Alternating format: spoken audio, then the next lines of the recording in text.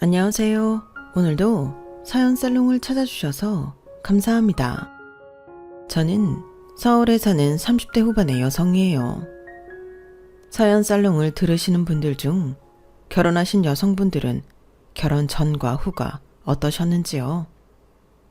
올라오는 사연들 들어보면 저처럼 뒤통수 3개 맞으신 분들도 꽤 있는 것 같지만 다 그런 건 아닌 것 같아서요. 저나 사연 속 주인공들 분들처럼 3개 맞지는 않아도 조금씩은 전과 다르다고 느끼는 분들이 더 많을 거라고 생각이 되기는 해요. 저는 사촌 언니들하고 나이 차이가 꽤 나서 제가 어릴 때 결혼한 언니들이 몇 명 있었거든요. 언니들이 결혼 이야기, 시댁 이야기 하는 거 들어보면 참 결혼이라는 게 낭만이 없더군요. 전혀 로맨틱하지 않은 거예요. 그 영향 때문인지 저는 열정적인 사랑이나 두근거림 같은 것보다는 서로 취미가 같고 성격이 비슷해서 친구처럼 오래 재미있게 사는 게 더 좋다는 결혼관을 갖게 됐어요. 그런 사람 못 만나면 결혼 안 해도 그만이라고 생각했고요. 나한테 사랑한다, 너 없으면 못 산다, 이런 사탕 발린 말을 하다가 한눈 팔거나 마음이 식는 건 너무 싫었거든요. 그런데도 저는 결혼에 실패하고 말았네요. 제 신념대로 남자를 만나면 오래 잘 살 거라고 착각했었던 거예요. 그 사람은 취미가 잘 맞든 낯간지러운 말을 잘하든 그 사람 자체의 인성을 봐야 되는 거였어요. 정말 많은 걸 느끼고 경험했네요. 그럼 제 결혼이 왜 실패했는지 지금부터 본격적으로 이야기해 볼게요. 저는 애니메이션을 좋아해서 대학 때부터 애니메이션 동호회에 있었어요.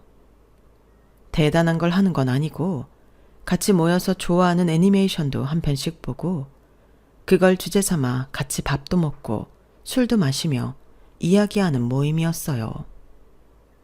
대학 졸업 후에는 뿔뿔이 흩어질 줄 알았는데 꽤 멀리 이사를 가거나 피치 못할 사정이 있는 사람이 아니면 웬만하면 2달에 한 번 정도 만나게 되더라고요.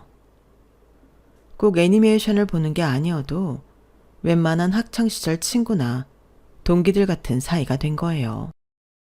각자가 바쁘니 애니메이션을 진득하게 앉아서 볼 시간은 많지 않았고 술잔을 기울이며 사는 이야기를 하는 대로 초점이 옮겨간 거였어요.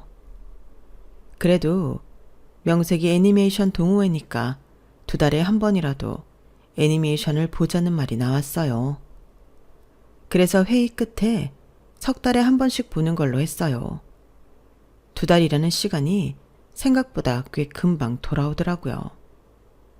사회생활 하는 애들이 이리저리 치이다 보면 그날 애니메이션 보는 게 버거울 때도 있을 거라는 예상에 3달로 잡았죠. 아주 적절한 선택인 것 같더라고요. 어쩌다 한번 보는 거니까 동호회 사람들도 안 빠지고 더 잘 나왔고 추억의 애니메이션을 볼 때면 서로 좋아하는 캐릭터를 얘기하고 옛날 이야기도 하며 웃음꽃을 피웠거든요. 그러다가 1년쯤 지나서 새로운 멤버를 받게 됐는데 그중 한 명이 바로 제 남편이었어요. 저하고 좋아하는 장르도 같았고 장품에 대한 해석도 꽤 비슷했고 좋아하는 성우나 여러 가지로 잘 맞았죠. 그러다 보니 저희는 정말 많이 친해졌고 또 그렇게 1년을 지나서 저희는 본격적으로 사귀는 사이가 됐어요. 저희 집하고 그 사람 자취하는 데가 걸어서 10분 거리라서 더 친밀감을 느끼고 가까워졌던 것 같아요. 친정 부모님은 탐탁치 않게 생각했어요. 그런 사람 그만 만나고 좀 제대로 된 사람을 만나라고도 했죠. 나도 애니메이션 보잖아. 그럼 나도 제대로 안 된 거야? 애니메이션 동호회에서 만났다고 너무 편견 갖는 것 같은데? 너나 다른 사람들은 다 자기 직장 갖고 일하고 있잖아. 근데 그 정식이라는 남자애는 취준생이라며. 그럼 이야기가 다르지. 너보다 나이도 2살 위라며. 그럼 나이도 꽤 찬 건데 아직 취준생인 건 좀 아니지. 7급 공무원 준비하느라 그렇게 된 거래.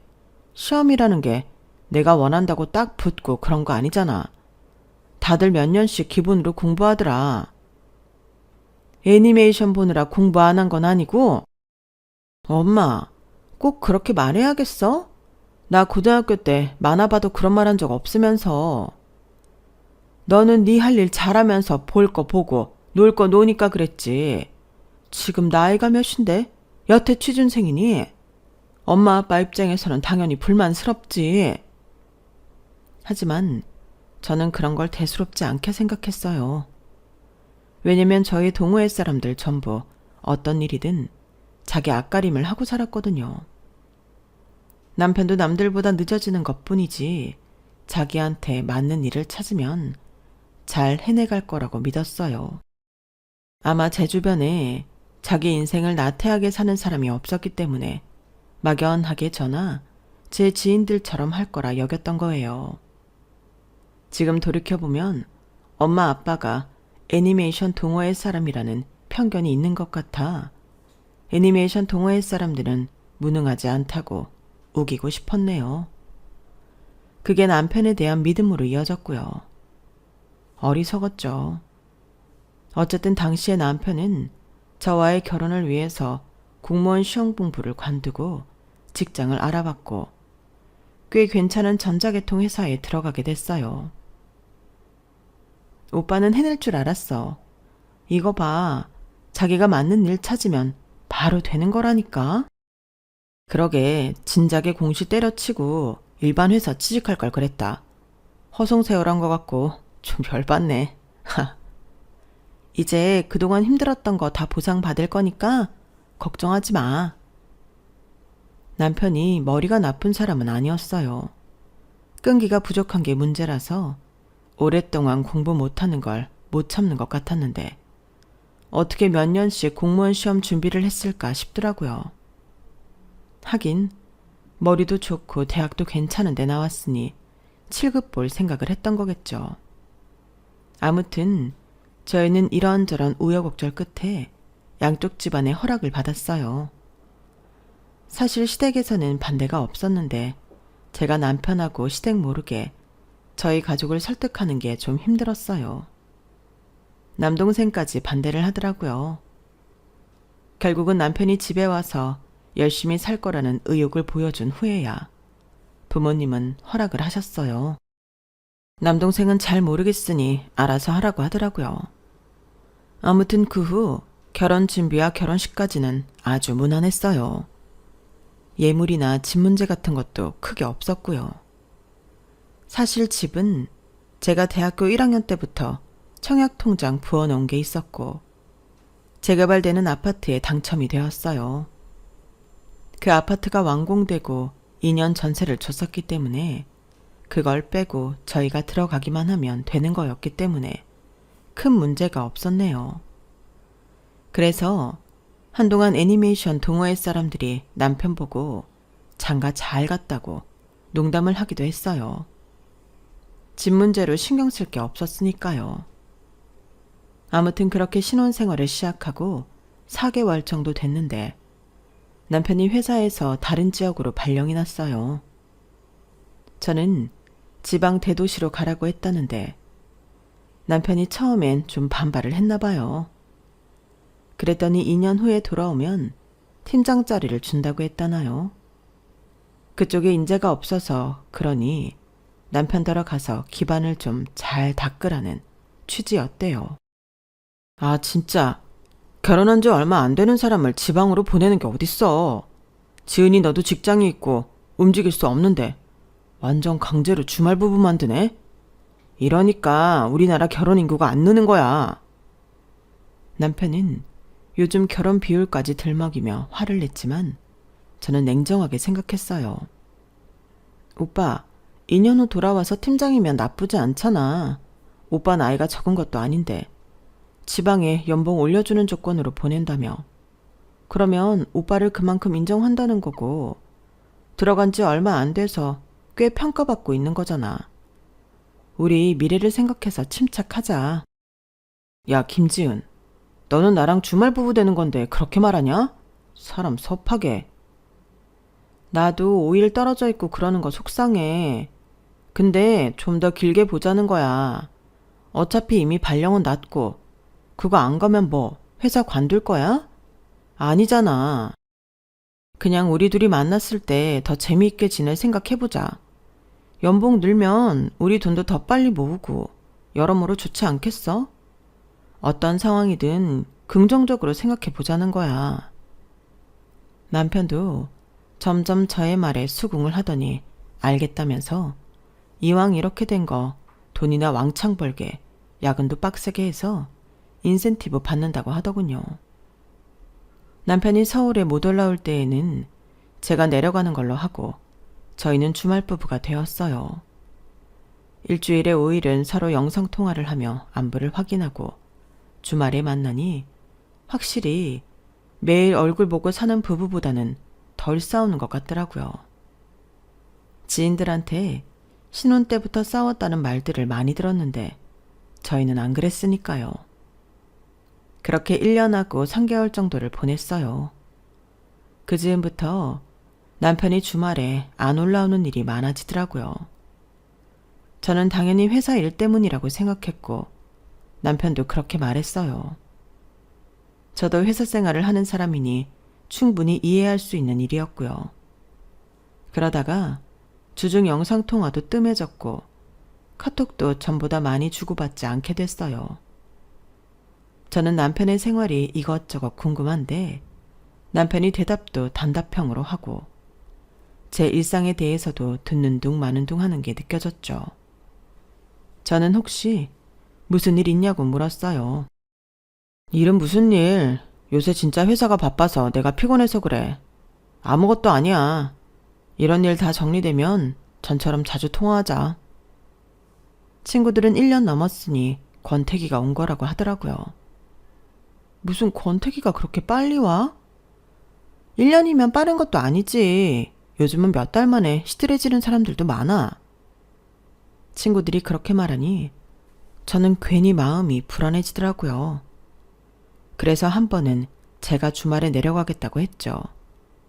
안 내려가 본 지 좀 됐거든요. 남편이 주말까지 이런저런 약속도 있고 일이 있다고 해서요.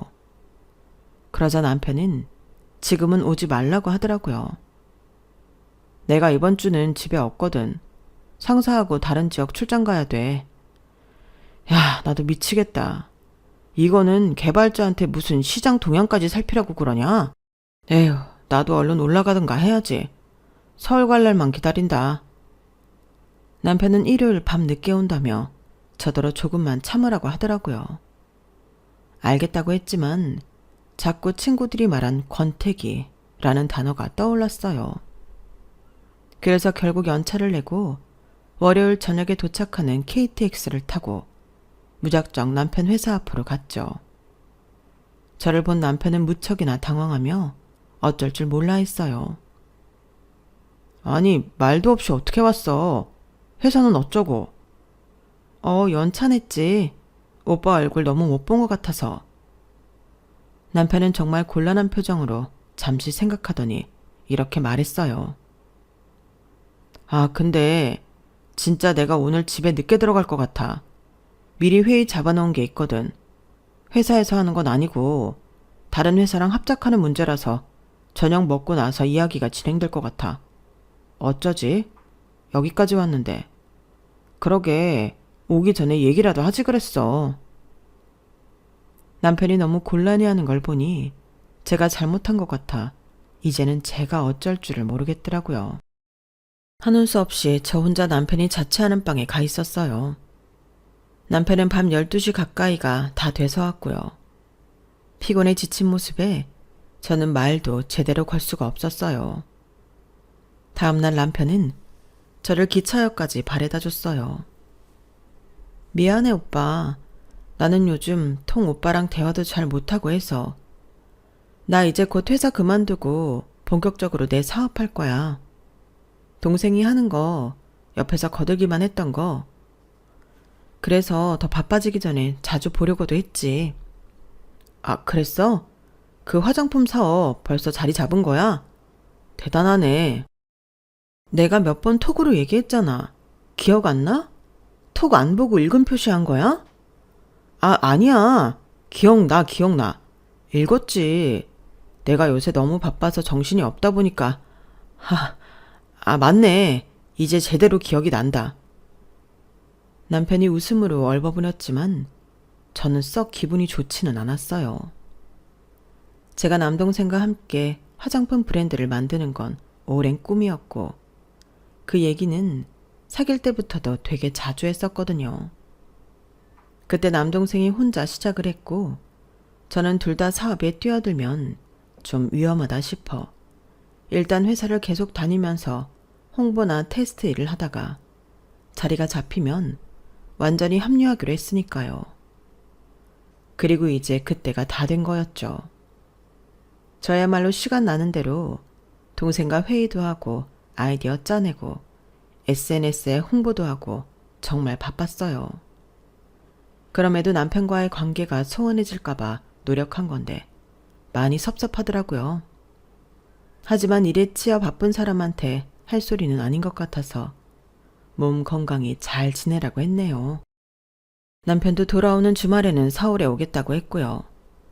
서울에 온 저는 얼른 정신을 가다듬고 앞으로의 일을 준비해야 했어요. 남편과의 사이의 찜찜함과 서운함은 일단 제쳐두고 회사에 사표를 냈고 동생 회사에 나갈 준비를 했어요. 사원이 15명 정도인 작은 회사였는데요. 제가 첫 런칭 때부터 회사에 자주 가서 함께 일했기 때문에 다들 잘 알고 있었어요. 제가 입사해서 마케팅을 맡는다고 해도 뭐라 할 직원 없었고요. 바로 다음 주부터 회사 나갈 준비에 바쁘긴 해도 남편 일이 신경 쓰였어요. 하지만 남편은 오겠다던 주말에도 오지 않았고 저는 화가 좀 났죠. 그래서 톡으로 감정 표현했고요. 못 오면 못 온다. 톡 하나 남기는 게 그렇게 어려워? 얼마나 바쁘길래 그래? 나보다 더 바빠? 나는 뭐 시간이 남아서 오빠한테 허구한 날 전화하고 톡하는 줄 알아? 아무리 부부라지만 너무하네. 그러고 나서 늦은 시간에 잠이 들었는데 날도 안 밝은 새벽에 거실에서 사람 소리가 들리는 거였어요. 처음에는 무서워서 방문을 살짝 열고 밖을 살폈는데 보니까 남편이더라고요. 남편이 캐리어에 보스턴 백까지 들고서 그 시간에 온 거였어요. 오빠, 무슨 일이야? 이 짐은 다 뭐고? 지은아, 나 이번 주부터 서울에서 일해. 지난주 너 가고 이틀 있다가 갑자기 결정돼서 이것저것 정리하고 올라오느라 너무 바빴어. 그랬구나. 나는 그런 줄도 모르고 섭섭해서 톡으로 한마디 한 건데. 톡? 카톡 보냈어? 미안. 내가 요즘 카톡 볼 시간도 없어서.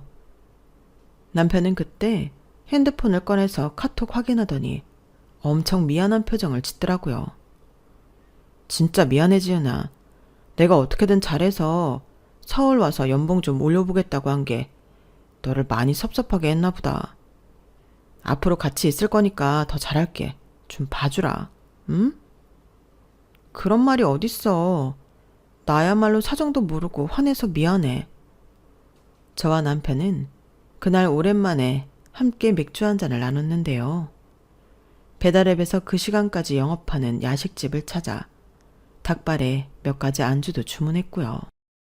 저도 남편도 그동안 못한 말들을 나누면서 오붓한 시간을 가졌어요.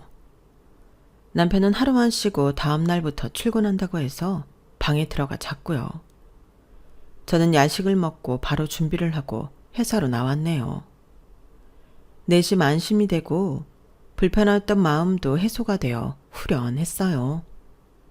혹시라도 남편이 딴 마음을 먹은 게 아닌가? 나 모르는 무슨 비밀 같은 게 있나 걱정을 했었거든요. 남편이 서울로 올라오고 나니 생활 패턴에도 여러 변화가 생겼어요. 남편은 지방에 있을 때처럼 야근이나 경무에 시달리지 않고 제 시간에 퇴근을 했는데 오히려 제가 늦게 들어가는 날이 많아져서 남편을 기다리게 하는 날이 많아졌죠. 그럼에도 남편은 한 번 불평도 하지 않더라고요. 저는 미안해서 쉬는 날에는 남편이 좋아하는 음식도 직접 만들고 더 잘해주려고 노력했어요. 그렇게 2달 정도 지났을 때였어요. 어느 날 집에 돌아오니 남편이 식탁에 얼굴을 파묻고 엎드려 있더라고요. 오빠, 왜 그래? 어디 아파? 아, 지은이 왔구나. 지은아, 나 어쩌지? 나 회사에서 정신건강검진 받으라고 해서 지난주에 받았었는데 결과 나왔거든. 근데 내가 감면 우울증이래. 겉으로 잘 지내는 척 밝은 척하는 우울증 말이야. 좀 심각해서 회사에서 강제 휴직을 권하네. 내가 그런 병에 걸리다니 믿기지가 않아. 저는 너무 놀라 가슴이 철렁했지만 아무렇지 않은 척 오빠를 위로했어요. 오빠 지방 내려가서 너무 열심히 일했나 봐. 그럴 것 같았어. 사람이 좀 쉬면서 일해야 되는데 그 회사가 너무 혹사하더라. 괜찮아. 오빠 그냥 쉬어. 휴직해. 내가 잘 버는데 뭐가 문제야. 정말이지? 나도 네가 돈 버니까 좀 쉬고 싶다는 생각도 들더라.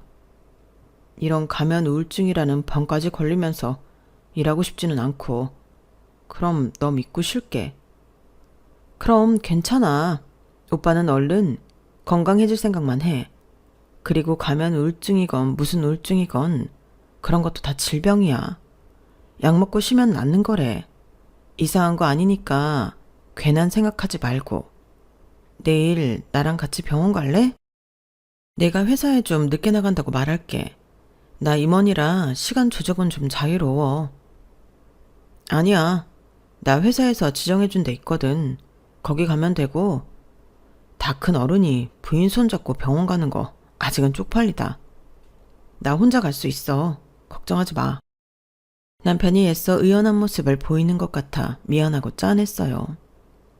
저렇게 힘들 때까지 노력했는데 제가 그걸 몰라주고 혼자 의심하고 화냈다는 것에 죄책감도 느껴졌었고요.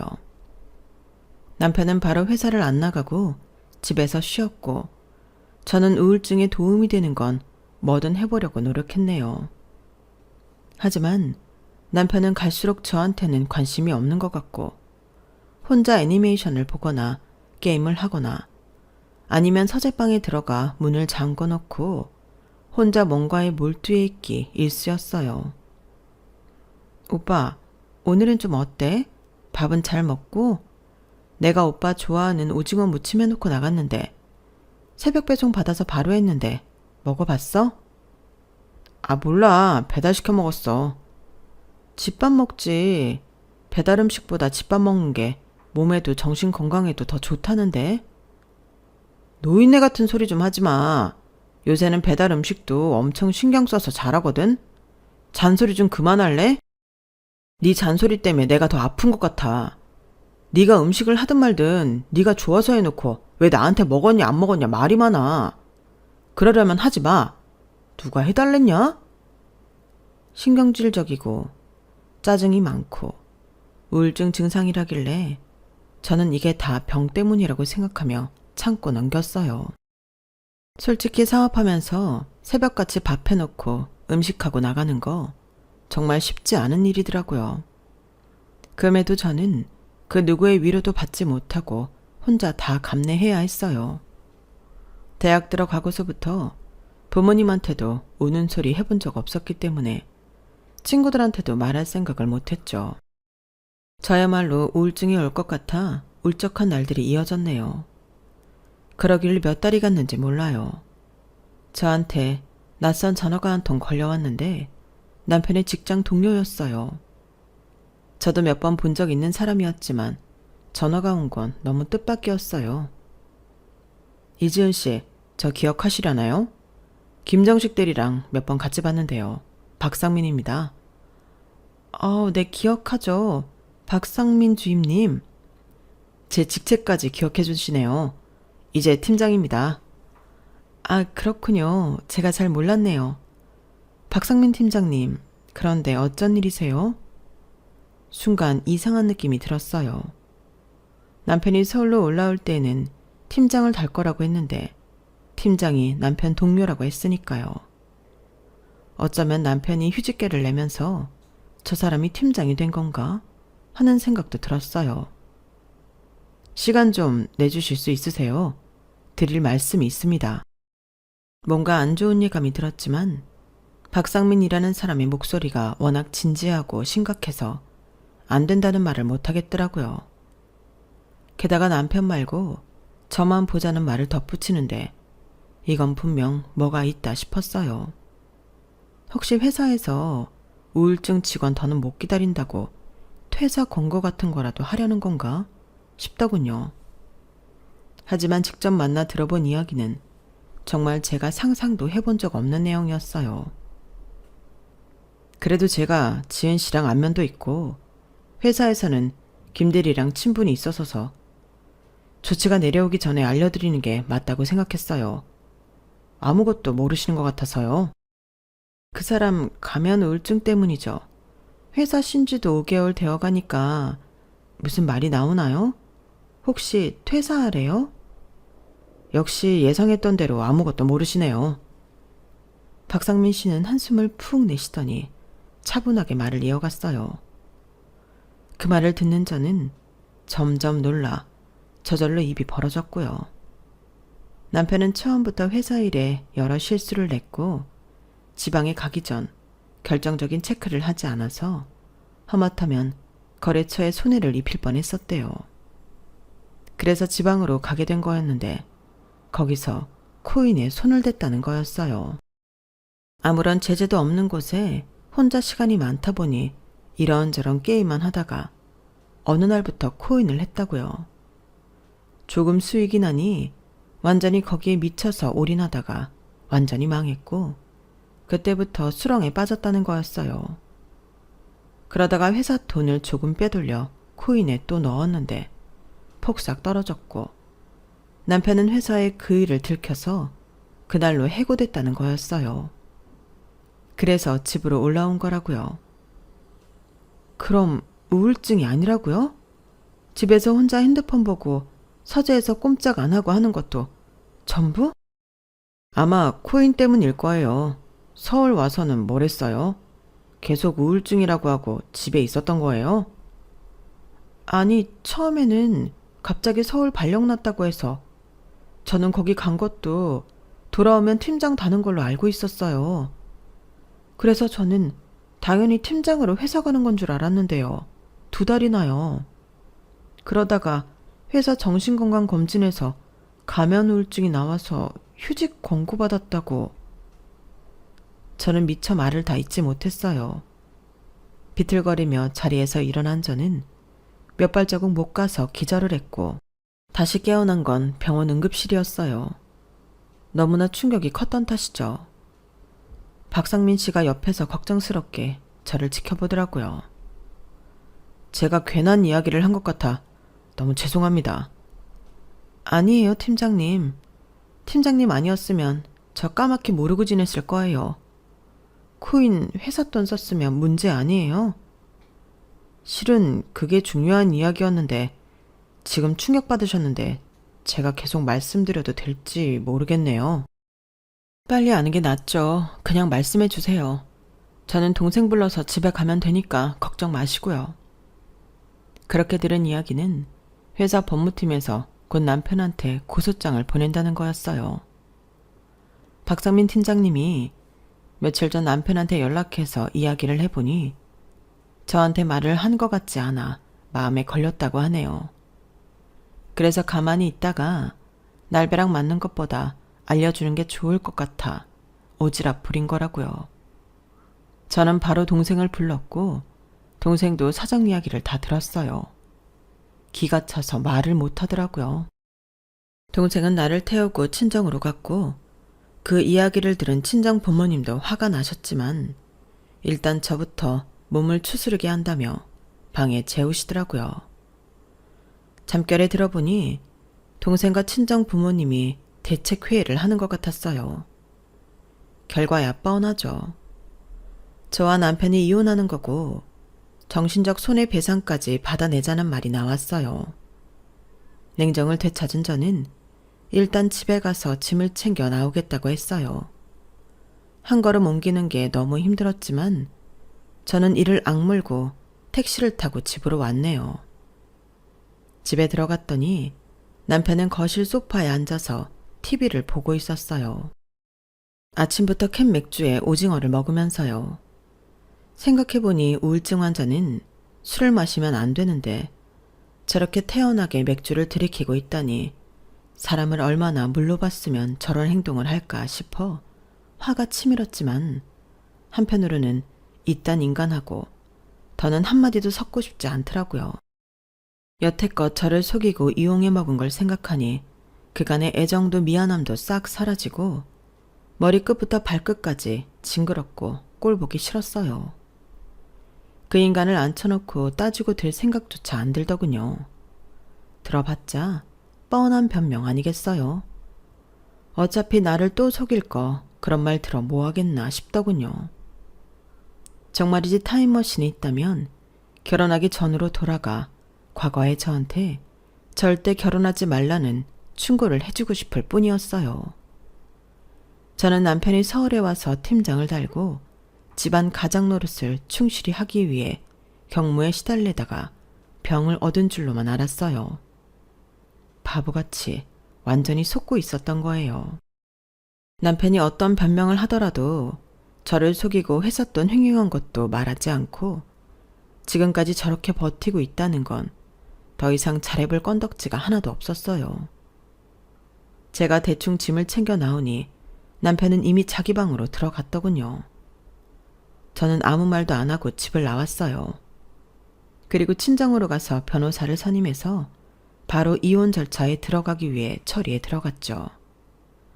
남편 동료인 팀장님도 증언을 해주겠다고 했고 남편 회사에서 돈을 횡령한 자료도 다 받았고요. 다음날 남편이 저한테 어디 갔냐며 출장이라도 간 거냐, 자기 그러면 본가에 있다가 오겠다 그런 문자를 보내더군요. 저는 남편이 나간 후에 바로 집에 들어가 남편 방을 뒤져서 코인 한 증거를 찾았어요. 보니까 남편 쓰던 노트북이 증거가 될 것 같아 그냥 통째로 들고 나와버렸네요. 그렇게 저는 제가 할 수 있는 걸 다 했고 변호사 사무실에서는 제 이혼 서류 작성에 착수했어요. 남편 노트북에 그동안 코인 하느라 접속했던 기록이며 거기서 손해본 걸 채우겠다고 인터넷 포커판에 들어갔던 기록까지 다 나왔어요. 방구석에 들어앉아서 할 수 있는 도박 같은 건 다 한 것 같더군요. 저를 앞에 두고도 혼자 핸드폰만 들여다보며 정신이 딴 데 팔려 있었던 건 우울증 때문이 아니라 이런 짓거리를 하느라 그랬던 거였어요. 왜 한 번도 남편 핸드폰을 들여다볼 생각을 안 했을까? 이렇게 작정하고 들여다보면 다 나오는데 나는 그동안 뭘 한 거지? 저 자신이 너무 바보 같고 모든 게 후회스럽더라고요. 정말이지 저야말로 우울증 증세가 나타나서 병원에까지 가야 했고 저는 친정 식구들이 말한 대로 이런 정신적 피해 보상까지 다 받기로 했어요. 로펌에서는 법원에 소장을 접수했고 얼마 안 있어 남편은 소장을 받아들고 득달같이 저한테 연락을 했더군요. 제가 집을 나와 있는 그 시간 동안 단 한 번도 연락한 적 없으면서 말이에요. 야, 이지은, 이거 뭐야? 이혼? 대체 어떻게 된 거야? 너 출장 간 거 아니었어? 어쩐지 출장 기간이 너무 길다 싶기는 했는데 뒤에서 이딴 거 꾸미고 있었어? 대체 뭐야? 뭐긴 뭐야. 네가 네 입으로 말했잖아. 이혼 서류야. 아니 그러니까 이게 웬 아닌 밤중에 홍두깨냐고. 그런 말도 할 줄 알아? 하긴 네가 머리는 좋고 아는 건 많지. 이상한 대로 발달해서 그렇지. 야, 빙빙 돌리지 말고 제대로 말해. 내가 너 하나 잘 먹여 살리겠다고 일하다가 우울증 걸리니까 이제 와서 나 팽하는 거야? 그래? 어디서 그딴 말도 안 되는 거짓말을 하지? 내가 아무것도 모를 줄 알았어? 세상이 김정식 네 뜻대로 돌아갈 줄 알았냐고. 네 뜻대로 돌아갔으면 코인이 떡상해서 네가 대박이 났겠지. 계속 망하다가 회사 돈까지 손을 대고 쫓겨나는 게 아니고. 그런데도 나를 속일 수 있다고 생각하고 그런 말을 하는 거야? 말을 하던 저는 분노가 치밀어 올라 마지막에는 버럭 소리를 질렀어요. 남편은 제가 전에 없이 소리를 막 지르자 놀랐는지 말을 못하더군요. 저는 전화를 그냥 끊어버렸어요. 걸려오는 전화도 받지 않았고 톡으로 자기가 다 사정 설명한다면서 말도 안 되는 소리를 하길래 다 차단해버렸죠.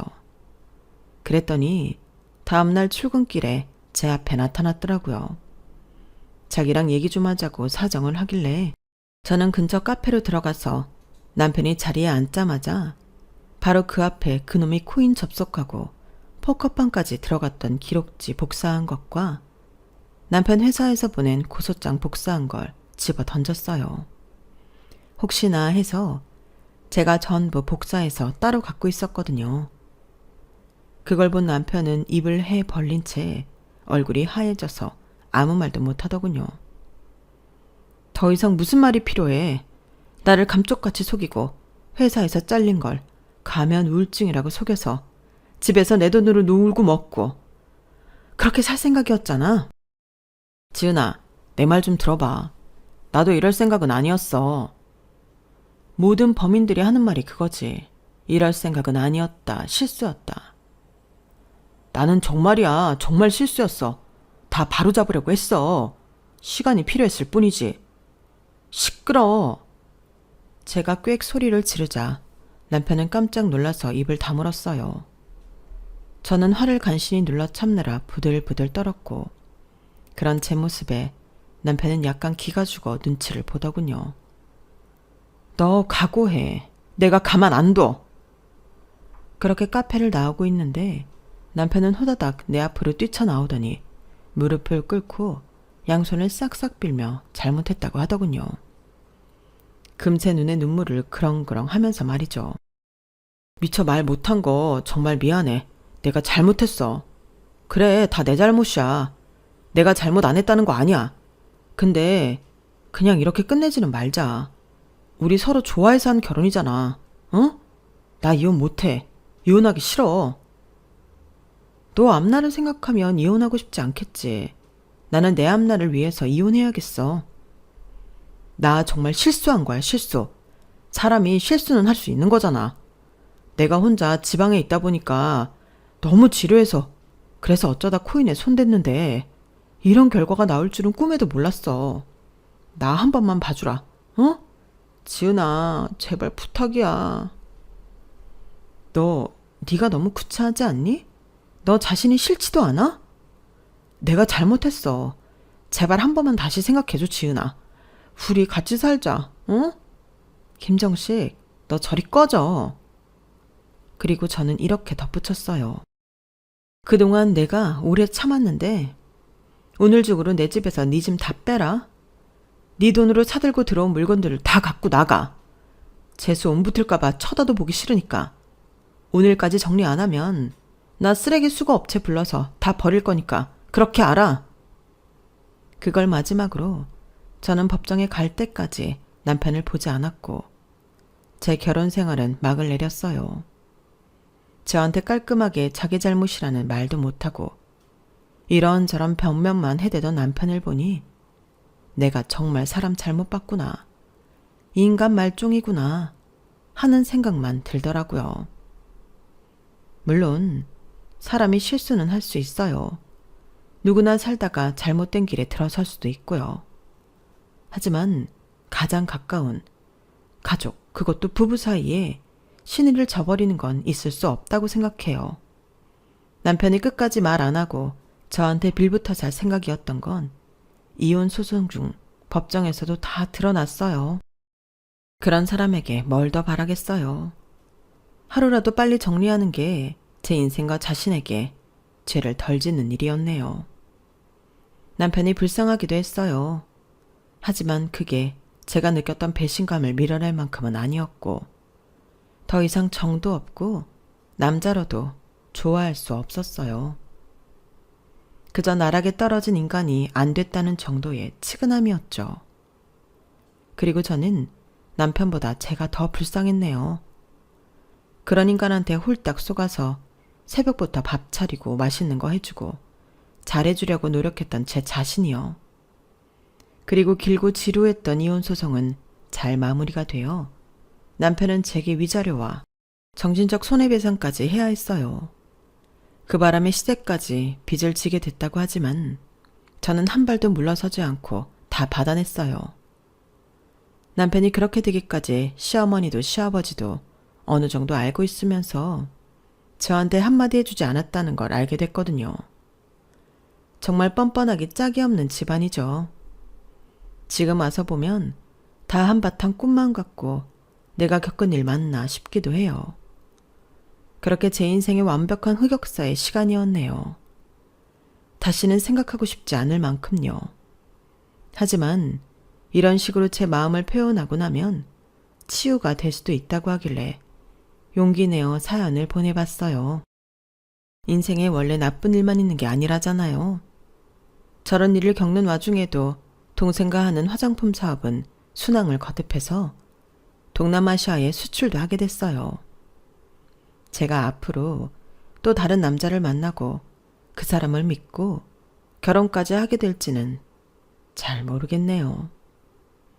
그럴 수도 있고 아닐 수도 있겠죠. 어떤 일이 다가오건 간에 저는 제 인생을 충실히 살아가려고 해요. 그게 저 자신을 위해 가장 좋은 일 같아요. 제 이야기는 여기까지예요. 끝까지 들어주신 분들 모두 감사드려요. 행복한 날들 되세요. 여러분, 사연 댓글에 응원과 현명한 점 부탁드려요. 좋아요와 구독은 저에게 큰 힘이 됩니다. 오늘도 좋은 일 가득하세요.